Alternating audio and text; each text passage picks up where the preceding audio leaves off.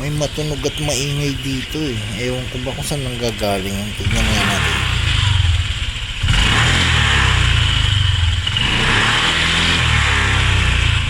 Hala, ang ingay. Ayun, dinig nga sa may airbox.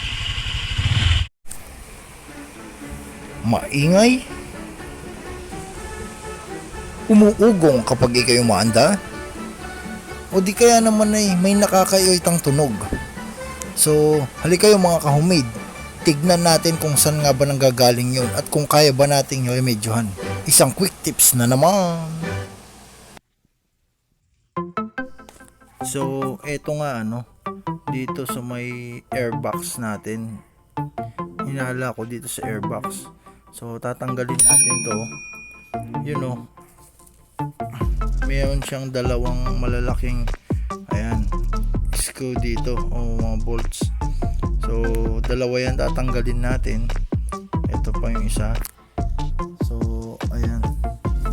I-open din muna natin yung airbox natin para makita din natin kung malinis pa yung air filter natin. So, ayan.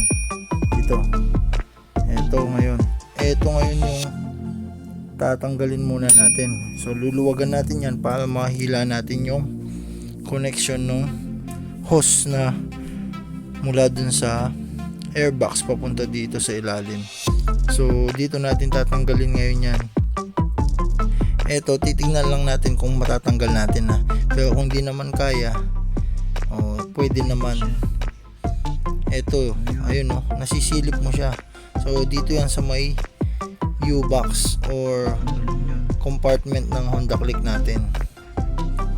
Ayan. So, ayun. Dahan-dahan nga natin tinatanggal dito, Ayan, Okay. Yan. Tapos, eto ngayon. So, natanggal ko na yung airbox. So, pasensya na, hindi ko lang na-record, Kung mapapansin nyo, tinapyasan ko na to. Kaunting-kaunti lang tinapyasan ko lang yan. Tatapyasan nyo lang yan. Kasi maglalagay tayo ng, eto na ang solusyon dyan. Maglalagay tayo ng washer. So, ito lang ang solusyon. Sa halagang 14 pesos.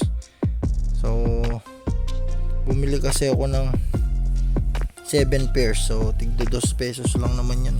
Ay, 7 pieces. So, tigdo 2 lang naman yan. So, eto na guys, nailagay ko na, Ayun, so, sobrang tigas na yan.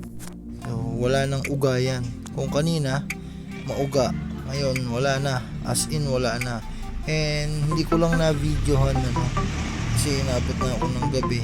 Pero, sulit na sulit. Wala nang alog. Kaya, sa mga balak mag-DIY dyan, pwedeng i-check nyo muna. Tapos, research din kayo. Ayan, So, hindi na umuuga yan. So, all in all, okay na okay siya. So, thank you so much for watching. Please subscribe.